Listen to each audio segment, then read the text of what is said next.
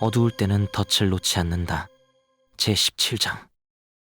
앤드류는 사무실에서 노벨위원회에서 보내온 화려한 책자를 훑어보고 있었다. 그 안엔 메모도 한 장 끼워져 있었다. 귀하께서 도착하기를 기다리고 있겠습니다. 청중이 노벨상 수상자에게 아낌없는 박수갈채를 보내고 있는 웅장한 스톡홀름 콘서트홀의 사진도 있었다. 사진 속 수상자는 스웨덴의 칼 구스타프 국왕으로부터 상을 받기 위해 무대를 가로지르고 있었다. 나도 곧 저 무대에 서게 되겠지? 그때 문이 열리고 테너가 들어왔다. 할 말이 있어. 앤드류가 책자를 한쪽으로 치웠다. 뭔데?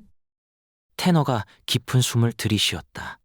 킹즐리 그룹이 군이 실시하는 테스트에 파트너로 나서게 됐어. 뭐라고? 저운학 관련 테스트야. 형의 도움을 절실히 바라고 있어. 앤드류가 고개를 가로저었다. 난 못해, 테너. 우리가 하는 일은 그런 것과는 거리가 멀어. 돈 때문이 아니야, 형. 이 나라의 국방을 위해서라고. 군에 있어선 아주 중요한 프로젝트야. 형이 나라를 위해 뭔가 큰일을 하는 거라고. 그것도 공짜로. 형의 도움이 필요해. 테너는 1시간에 걸쳐 그를 설득했고 마침내 앤드류가 승낙했다. 그래. 하지만 궤도를 벗어나는 건 이번이 마지막이야, 테너. 알겠지? 물론이지.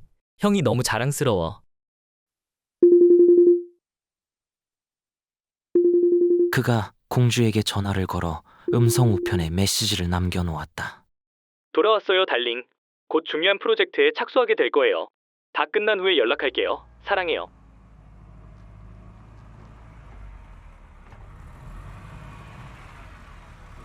지금까지의 상황을 앤드류에게 브리핑하기 위해 2명의 군 기술자들이 도착했다. 처음에 앤드류는 그다지 내켜하지 않았지만 그들이 프로젝트를 설명하자 흥미를 갖게 되었다. 만약 문제를 해결할 수 있다면 그것은 두드러진 약진이 될 것이었다. 1시간 후 앤드류는 군용 트럭 한 대가 킹즐리 그룹 정문으로 들어서는 것을 지켜보았다. 무장한 군인을 태운 2대의 군 참모 차량도 보였다. 그가 밖으로 나가 책임자로 보이는 대령을 맞았다. 실험에 필요한 것들입니다. 킹즐리 씨, 이젠 어떻게 해야 합니까? 이제부턴 제가 알아서 하겠습니다. 그냥 내려만 주세요. 그 다음 일은 저희가 맡겠습니다. 대령이 트럭 뒤에 서 있는 2명의 군인을 향해 몸을 돌렸다. 내려놓자고. 조심히 다뤄야 해. 아주 조심스럽게. 군인들이 트럭 안에서 작지만 튼튼해 보이는 금속재 가방을 조심스레 꺼냈다. 몇 분 후 앤드류가 지켜보는 가운데 2명의 보조 연구원이 가방을 실험실로 옮겼다. 저 테이블 위에 올려놓으세요. 아주 살며시. 그가 잔뜩 긴장한 채로 그들을 지켜보았다. 됐어요. 우리 중 한 명이 충분히 들을 수도 있겠는데요. 무게가 별로 나가지 않아요. 그게 얼마나 무거운 것인지 아마 상상도 못할 거예요. 2 연구원이 알 수 없다는 표정을 지으며 그를 쳐다보았다. 네? 앤드류가 의미 있게 고개를 저었다. 아무것도 아니에요. 2명의 화학자 페리 스탠퍼드와 하비 워커는 앤드류를 도와 프로젝트를 진행시키기 위해 선정되었다. 그들은 이미 두꺼운 안전 복장을 걸치고 있었다. 저도 입고 오겠습니다. 곧 돌아오죠. 그가 복도로 나와 굳게 걸려있는 문을 열고 들어갔다. 그곳엔 우주복을 연상케 하는 화학 실험용 안전복장이 여러 벌 걸려 있었다. 가스 마스크, 고글, 특수 신발, 그리고 두꺼운 장갑도 구비되어 있었다. 앤드류가 안전복장으로 갈아입고 나오자 기다리고 있던 테너가 행운을 빌어주었다. 앤드류가 다시 실험실로 돌아왔을 때 스탠퍼드와 워커는 그를 기다리고 있었다. 세 사람은 우선 실험실을 완전한 밀폐 상태로 만들어 놓았다. 문도 단단히 걸어두었다. 그들 모두 들떠 있었다. 준비됐습니까? 네. 마스크. 그들은 일제히 가스 마스크를 착용했다. 시작합시다. 앤드류가 말했다. 그가 조심스레 금속 상자의 뚜껑을 열었다. 상자 안엔 6개의 작은 유리병이 보호대에 쌓여 있었다. 조심해요. 영하 141도짜리예요. 그의 음성이 마스크에 걸러져 작게 새어 나왔다. 스탠퍼드와 워커는 앤드류가 살며시 첫 번째 유리병을 여는 모습을 지켜보았다. 쉿 하고 거품이 이는 소리와 함께 유리병 위로 뿜어오른 증기가 이내 결빙된 구름을 만들어 실험실 허공을 덮어버렸다. 좋아요. 이제 우리가 해야 하는 건 우선 그의 눈이 휘둥그레졌다. 얼굴이 하얗게 질린 그가 호흡곤란 증세를 보였다. 뭔가 말을 하려 입을 열었지만 아무 말도 흘러나오지 않았다. 스탠퍼드와 워커가 겁에 질린 채 지켜보고 있는 가운데 앤드류가 바닥에 고꾸라졌다. 워커가 허둥지둥 유리병을 뚜껑으로 틀어막고 민첩하게 가방에 넣었다. 스탠퍼드는 살인적인 냉동가스 증기를 실험실 밖으로 뽑아내기 위해 벽으로 달려가 환풍기 버튼을 눌렀다. 증기가 모두 밖으로 빨려나가자 두 과학자는 문을 열고 앤드류를 끌어냈다.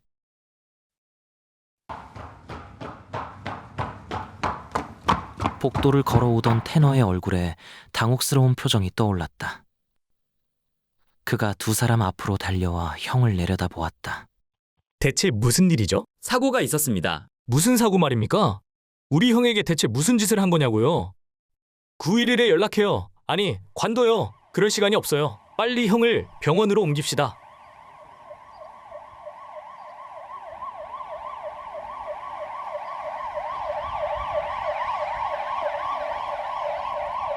이십 분 후 앤드류는 맨해튼성 빈센트 병원의 응급실에 누워 있었다. 그의 얼굴엔 산소 마스크가 씌워져 있었고 팔뚝엔 전해질 링거가 꽂혀 있었다. 두 명의 의사가 그의 상태를 눈여겨 살피고 있었다. 테너는 초조하게 침대 주위를 서성거리고 있었다. 뭔가 좀 해봐요. 당장 말이에요. 킹즐리 씨, 제발 좀 나가주시죠. 그럴 수 없어요. 형과 함께 있겠어요. 그는 의식불명 상태로 침대에 누워있는 앤드류의 손을 꽉 잡았다. 빨리 일어나, 형. 우린 형이 필요해. 그에게선 아무런 반응이 없었다. 테너의 눈에 눈물이 고였다. 괜찮을 거야. 아무 걱정 마. 세계 최고의 의사들을 불러올 거야. 형은 꼭 나을 거야. 그가 의사들을 돌아보았다. 개인 병실과 24시간 형을 돌볼 수 있는 간호사들을 준비해줘요. 그리고 병실에 간이 침대도 하나 갖다 놓고요. 난 형과 함께 있을 겁니다. 킹즐리 씨, 아직 환자분의 검사가 끝나지도 않았습니다. 테너가 반항적으로 말했다. 복도에서 기다리고 있겠습니다. 앤드류는 MRI와 CAT 촬영을 위해 아래층으로 옮겨졌다. 보다 정밀한 혈액 검사도 해야 했다. 그뿐 아니라 PET 촬영까지 스케줄이 잡혀 있었다. 그 후엔 3명의 의사가 가까이에서 그를 돌보게 될 특별 병실로 옮겨질 것이었다. 테너는 복도의 의자에 앉아 결과를 기다렸다. 의사 한 명이 앤드류의 병실에서 나오자 테너가 자리에서 벌떡 일어났다. 괜찮겠죠? 서둘러 워싱턴에 있는 월터 리드 육군 의료센터로 후송해야겠습니다. 그곳에서 정밀 검사를 좀 더 해봐야 하거든요. 하지만 솔직히 말씀드리면 킹즐리 씨, 환자분께는 큰 희망이 없을 것 같습니다. 그게 무슨 소리죠? 형은 당연히 회복될 거예요. 실험실에 고작 몇 분간 있었을 뿐이라고요. 의사가 한마디 하려 입을 열었다가 눈물 고인 테너의 눈가를 보고는 입을 닫았다.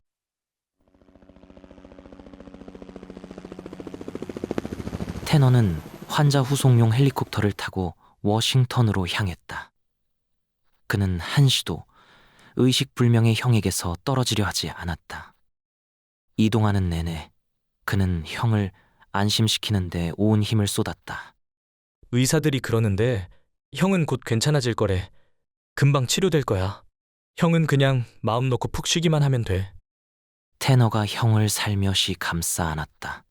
빨리 나아야 노벨상 받으러 스웨덴에 갈 게 아니야. 그 후로 사흘간 테너는 앤드류의 병실에 놓인 간이 침대에서 잠을 잤다. 그리고 의사들이 허용하는 범위 내에서 최대한 형의 곁에 머무르려 노력했다. 담당 의사가 다가왔을 때 테너는 월터 리드 병원의 대기실에 앉아 있었다. 좀 어때요? 혹시 의사는 심상치 않은 표정을 지었다. 무슨 일인가요? 아주 나쁜 소식입니다. 환자분의 목숨이 끊어지지 않은 것만도 기적입니다. 어떤 가스로 실험을 하셨는지는 모르지만 엄청나게 강한 유독성 가스였다는 것만큼은 사실입니다. 필요하다면 이 분야 최고 권위의 의사들을 불러. 다 소용없는 일입니다. 독소가 이미 환자분의 뇌세포에 파고들었습니다. 테너의 가슴이 철렁 내려앉았다. 그래도 치료 방법은 있을 게 아닙니까? 의사가 터놓고 말했다. 킹즐리 씨, 육군에선 아예 이것의 병명조차 지어놓지 않았습니다. 그런데 어떻게 치료 방법이 있을 수 있겠습니까? 죄송합니다. 불행하게도 환자분은 영영 예전의 모습으로 돌아오실 수 없습니다. 얼굴이 하얗게 질린 테너가 두 주먹을 불끈 쥐었다. 환자분께서는 의식을 회복하셨습니다. 들어가서 만나보십시오. 하지만 오래 계시면 안 됩니다. 테너가 병실로 들어가자 앤드류의 눈이 번쩍 떠졌다. 그가 멍한 얼굴로 동생의 얼굴을 쳐다보았다. 그때 전화벨이 울렸다. 테너가 잽싸게 다가가 응답했다. 밭은 장군이었다. 형님 일은 정말 안 됐습니다. 나쁜 자식. 분명 우리 형에게 아무 일도 없을 거라 했잖아. 정확히 무슨 일이 벌어졌는지는 모르지만 확실한 건 테너가 수화기를 쾅 하고 내려놓았다. 순간 형의 음성이 희미하게 들려왔고 테너는 깜짝 놀라며 몸을 돌렸다. 여긴 어디지? 앤드류가 중얼거렸다. 워싱턴의 월터 리드 병원에 와 있어. 왜? 누가 아픈데? 형이 아프잖아. 무슨 일이 있었어? 테스트 중 뭔가가 잘못됐어. 기억이 나질 않아. 괜찮아. 걱정하지 마. 형은 내가 돌봐줄 테니까. 앤드류의 눈이 다시 감겼다. 그는 마지막으로 침대에 누워있는 형을 물끄러미 내려다보다가 병실을 나왔다. 공주가 병원으로 꽃을 보내왔다. 테너는 그녀에게 전화를 걸어보려 했지만 그의 비서가 뜻밖의 메시지를 전했다. 오, 그분께서 전화를 하셨어요. 잠시 다녀오실 곳이 있다고 돌아와서 연락 주시겠답니다. 사랑한다고 전해달랬어요. 일주일 후 앤드류와 테너는 다시 뉴욕으로 돌아왔다. 앤드류에 관한 소문은 이미 킹즐리 그룹 전체에 퍼져 있었다. 그가 없이 과연 싱크탱크가 정상적으로 돌아갈 수 있을지 모두 걱정하는 눈치였다. 사고 소식이 외부로 알려지면 킹즐리 그룹의 명성에 치명타가 될 수도 있었다. 그런 건 중요하지 않아. 어떻게든 킹즐리 그룹을 세계 최고의 싱크탱크로 만들고 말 거야. 이제야말로 공주에게 그녀가 원하는 것 이상을 해줄 기회가 온 거야. 몇 년만 더 참으면. 테너의 비서가 알려왔다. 리무진 운전사가 뵙고 싶다는데요, 킹즐리 씨. 들여보내요. 제복 차림의 운전사가 손에 종이 봉투를 든 채 사무실 안으로 들어왔다. 테너 킹즐리 씨인가요? 그런데요?